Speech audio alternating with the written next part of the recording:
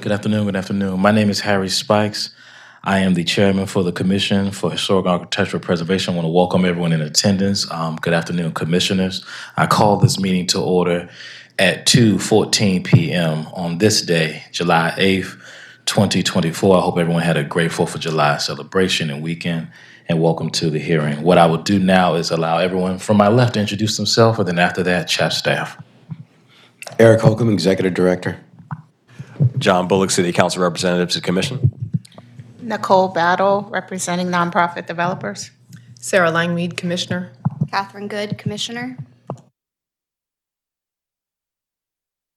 Gary Rodwell, Commissioner representing the Coppin Heights Community Development Corporation and Baltimore Heritage and the Preservation Community. Myra Mendeleev, Commissioner. Lauren Chiswick, CHAP staff. Rachel Donaldson, CHAP staff. Anthony Stewart, CHAP staff. Eddie Leon, CHAP staff. Thank you all. The CHAP mission is to enhance and promote the culture and economy of Baltimore through the preservation of buildings, structures, sites, and neighborhoods that have aesthetic, historic, and architectural value. The goals of CHAP include preserving historic architecture and monuments, reclaiming broken neighborhoods, preventing demolition by neglect, integrating our city's past into its future. Just want to do a couple of housekeeping rules for the folks that are here with us today.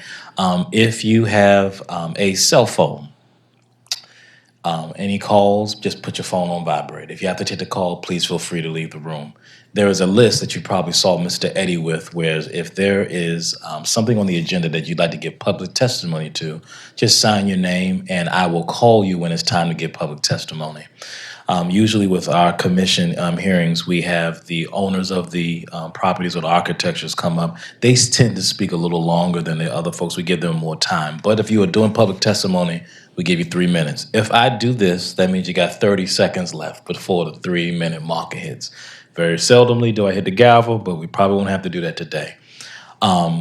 If you have any conversation amongst each other, please take it outside because as you can tell, you can still pick up on the mic even though I have it further away and then close up. So just keep that in mind. I would like to make a motion to waive the reading of the minutes. So moved. Do I have a second? Second. All in favor? Aye. Are there any corrections or additions that need to be made to the minutes? Seeing none, I would like to make a motion to adopt the minutes. So moved. Do I have a second? Second. All in favor? Aye. Let's begin. Due process and review procedures. CHAP reviews applications in conjunction with the building permit process of the permits section of Department of Housing and Community Development. If a building permit application is filed prior to historic design review, the application is placed on hold pending completion of the CHAP review process. The review process is completed by issuing an authorization to proceed. The historic design review process is in addition to other applicable laws and regulations and does not diminish the force of urban renewal plans, building codes, zoning codes, etc. It is the applicant's responsibility to comply with all applicable laws, regulations, and codes. Proposed projects are reviewed prior to issuing a building permit. Applicants must comply with the Baltimore City Historic Preservation Design Guidelines in planning and executing their projects. Design review considers the proposed work, taking into consideration the historical and architectural character of the structure and of the immediate area. Applicants will need to clearly explain how their project complies with the design guidelines. Minor projects. In order to expedite the application process, the Commission has delegated review authority to the Executive Director for cases involving minor work. Minor project must not significantly change the overall appearance or removal of the significant undamaged historic fabric. All minor work must clearly meet the desired guidelines. Major projects. Major projects may change the overall character, appearance, and integrity of the structure. Substantial building alterations, demolitions, additions, and new construction are considered major projects and are reviewed at a public hearing. Interested parties should request a pre-development meeting in the planning department to begin the review process. An electronic version of all materials must be submitted to the CHAP staff at least 25 calendar days prior to the public hearing day. If the application is complete, the project shall be scheduled for a public hearing. CHAP hearings. At the public hearing, CHAP staff presents recommendations to the Commission regarding the project. Following the staff presentation, the applicant may make a presentation to the Commission. Interested parties include neighborhood associations, and they have the opportunity to provide public testimony. Following testimony, the commission renders a decision on the application at the public hearing. Persons aggrieved by the decision of the commission may seek judicial and appellate review in accordance with Baltimore City Code. After authorization to proceed is issued, the applicant may obtain a building permit. The commission's process is impartial, and staff's comments are evidence that assist the commissions in rendering decisions. I'd like to ask for a motion to approve the final agenda. So moved. Do I have a second? Second. All in favor? Aye. Any abstain? Any opposed? Let us begin. First on our agenda, we have 113 South Broadway, Baltimore American Indian Center and Heritage Museum. The request, certified local government CLG review of National Register nomination. Application is the Maryland Historical Trust. And the staff is Rachel. Hi, good afternoon, everyone. So the first item is a certified local government review of the proposed designation of the Baltimore American Indian Center and Heritage Museum on the National Register of Historic Places. The owners of this property are seeking to have this property listed on the National Register under criteria A and B. The center is referenced in the recently completed American Indian Heritage in Baltimore City, 1885 to present, multiple property documentation form as a property, quote, property associated with community formation, end quote, and a, quote, property associated with prominent persons, end quote. The building itself is a contributing resource to the Upper Fells Point National Register District from 2007 for its architectural style and period of construction. However, as the nomination for this property notes, the 2007 National Register District form makes no mention of the property's use over time nor of those who occupied the site. Next. This of course ties into the history of American Indians in Baltimore, particularly the history of Lumbee migration to Baltimore. Lumbee migration from rural North Carolina, an area around the Lumbee River, to Baltimore really began in the World War II era. Lumbee migrants were pulled to Baltimore in search of industrial jobs and established a strong community that encompassed Upper Fells Point, Washington Hill, and Butchers Hill. Although majority of the Lumbee and other American Indian community members have since moved out of the area, many community institutions, including the Baltimore American Indian Center, still exist. The center traces its origins to 1968, during the height of the American Indian movement. As a social and cultural institution, the center provided short-term housing in the neighborhood and other social services. It also had a library of books on American Indians and hosted classes and workshops on American Indian cultures, histories, and philosophies. Although the center was originally located at 211 South Broadway, it relocated to its current space between 1978 and 1980. The center is one of the most significant sites associated with the development and preservation of American Indian culture in Baltimore. It maintains a strong degree of location and setting, being located in what had been the geographical center of the original Lumbee community in Baltimore, along with feeling and association. So staff recommends approval of the nomination because it meets register criteria A and B. However, staff also recommends that there are some historical inaccuracies, and we recommend these to be corrected. These are all in the same paragraph on one particular page, and most of them revolve around the 1924 Johnson-Reed National Origins Act. This is all in the staff report, but basically at one point it says that the Quota Act was based on the percentage of people already living in the United States, and it was not. It was based retroactively on the 1890 census. It also states that the act prompted the influx of people from Eastern and Southern Europe, when in fact the act was specifically designed to curtail immigration from Southern and Eastern Europe. So it had exactly the opposite effect. And then the last thing is a little bit more detailed, but there's some misleading language about the Great Migration that we recommend be corrected. Any questions for Rachel? Not a question, but a comment. I just love the academic in me loves to talk about all this, right? Because you have to, The Emergency Quota Act and the National Origins Act, and it takes the baseline from 1910 census to 1890 to reduce the immigration from Southern and Eastern Europe. So I love seeing that too, and thanks. Thank you. Big shout out to Dr. Bullock, Professor Bullock. That's right. Any other questions for Rachel? Rachel, that was outstanding. Appreciate you. I'm looking on the agenda. Okay, that's it. All right, we're good. We can go to the next one. Do we have to make a vote, Eric? Yeah, Okay. let's get a vote. Okay, commissioners and Lauren, that's the recommendation page. Okay.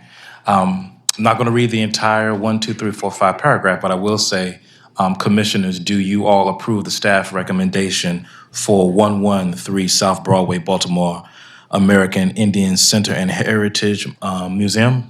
I move to adopt the staff recommendation. Do I have a second? Second. All in favor? Aye. Any opposed? Any abstain? The ayes have it. Thank you. Next on our list is 1416 West Baltimore Street, Union Square Historic District. The request, demolition hearing 1, determination of architectural significance.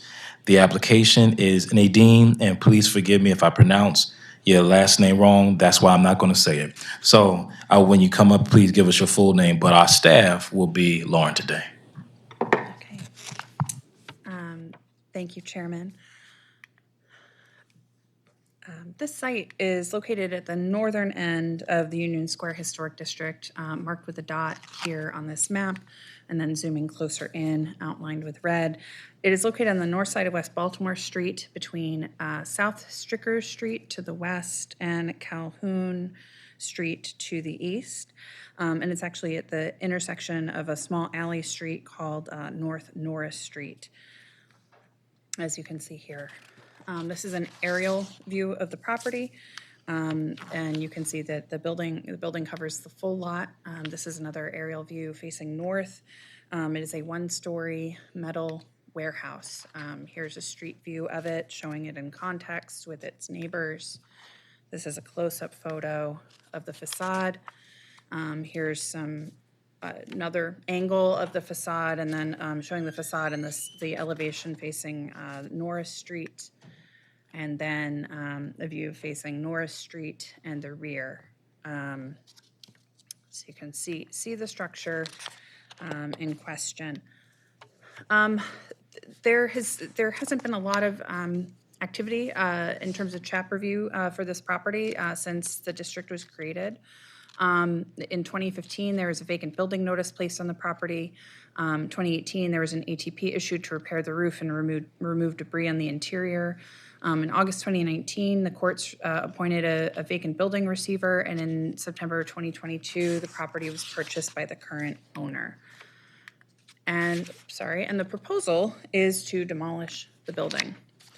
So for our application of guidelines, we apply Section 3.6, demolition procedures, specifically demolition hearing 1, determination of architectural significance, where first we have to determine if the building contributes to the local historic district, and consider the historical or architectural significance of the property, the history of the structures on the property, determination of the significance of the structures, additions, alterations, ancillary buildings, and application of the designation criteria of designation to the structure in question, and which are shown here.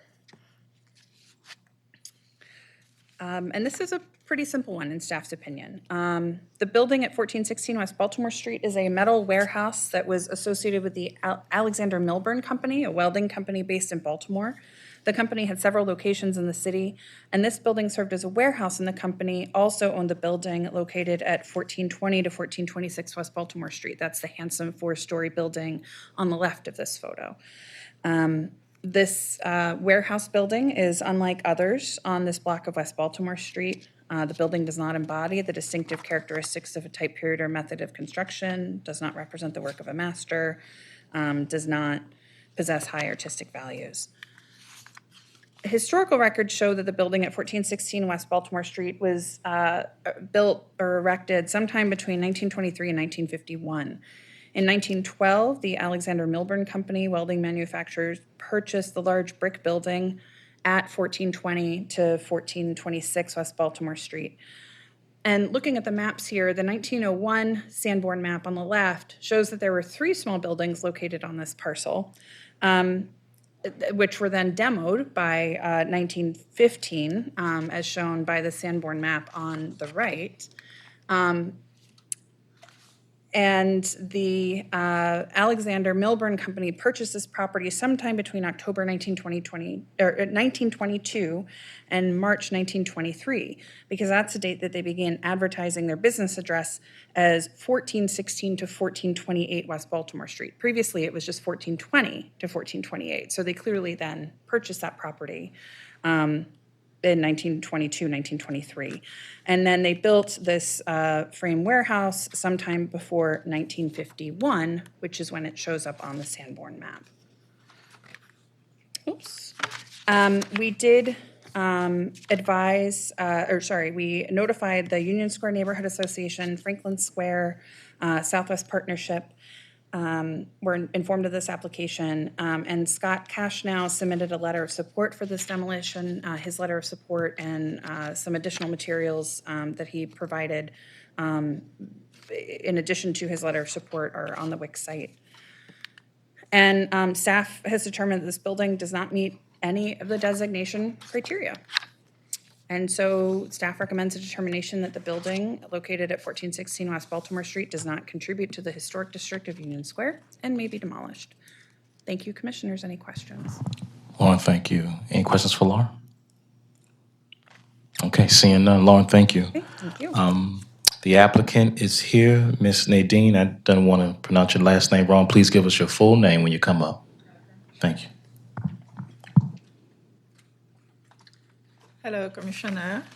I am Nadine Dlodlo. I represent Full LLC, the owner of the project. We actually also own the brick building adjacent to it. And that brick building received a historic tax credit, a state historic tax credit, and also a federal historic tax credit. So we are full in, busy with the design phase and almost done. So hopefully if everything goes well for the big building, we are anticipating breaking ground on the project in early 2026.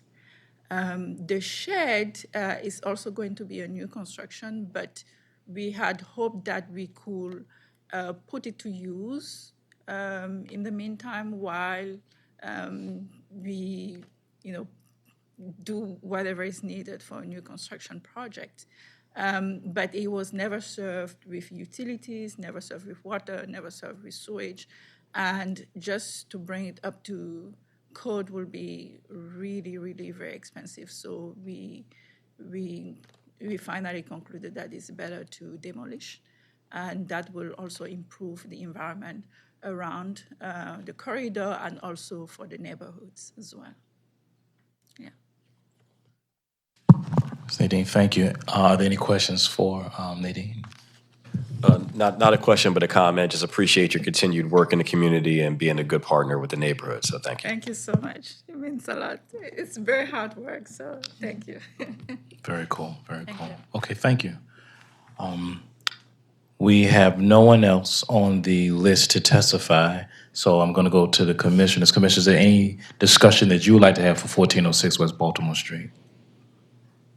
Okay, seeing none, do I have a motion for the staff's recommendation, a determination that the building of 1416 West Baltimore Street does not contribute to the historic district of Union Square and may be demolished? I'd like to move staff recommendation. Do I have a second? All in favor? Aye. Any opposed? Any abstain? The ayes have it. Well, that concludes our hearing. Before we conclude, is there any old business, any new business that we need to discuss? Okay, seeing none, I call this meeting to adjourn at 2:33 p.m. on Tuesday, July 8th, 2025. Everyone have a great day.